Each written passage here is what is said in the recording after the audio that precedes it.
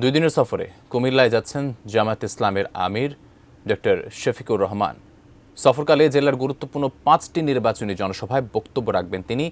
বিস্তারিত জানাতে যুক্ত হচ্ছেন প্রতিনিধি হুমায়ুন কবির জীবন। আপনার কাছ থেকে জানতে চাচ্ছি, জামায়াতের আমিরের নির্বাচনী প্রচারণের কথা আছে, কি আছে আপনার কাছে তথ্য এবং সেখানকার সার্বিক পরিস্থিতি কেমন দেখছেন কুমিল্লার, জানাবেন আমাদের বিস্তারিত।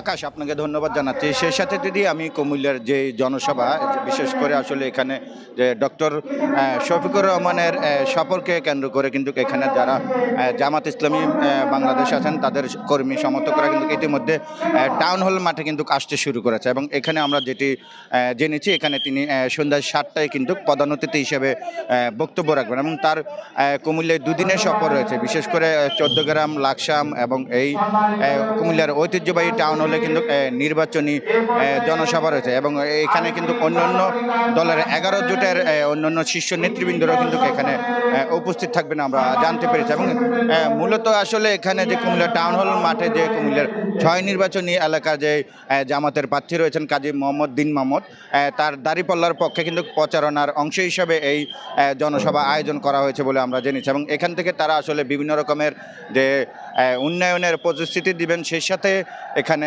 যারা প্রার্থী রয়েছেন কুমিল্লার জামাতের প্রার্থী তাদেরকে এই টাউন হল মাঠে পরিচয় করে দেওয়া হবে বলে আমরা জানতে পেরেছি। তো আমরা দেখছি যে আসলে বিভিন্ন ওয়ার্ড থেকে, বিভিন্ন ইউনিয়ন থেকে কিন্তু বিভিন্ন উপজেলা থেকে এই টাউন হল মাঠে কিন্তু জামাত ইসলামী বাংলাদেশের সকল ওয়ার্ডের নেতৃবৃন্দরা কিন্তু ইতিমধ্যে আসতে শুরু করেছে এবং সন্ধ্যায় 7টায় যিনি প্রধান অতিথি ডক্টর শফিকুর রহমান তিনি আসবেন, তারপরে মূল অনুষ্ঠান শুরু হবে। তো সব কিছু মিলে আসলে এখানে যদি বলি যে আসলে নিরাপত্তাও আছে এবং নেতাকর্মীদের ভিতরে উৎসাহ উদ্দীপনা, সেই সাথে নির্বাচনের যে আমেজ সেটি কিন্তু আসলে বেড়েছে। এই ছিল কুমিল্লা থেকে আমার কাছ থেকে সর্বশেষ।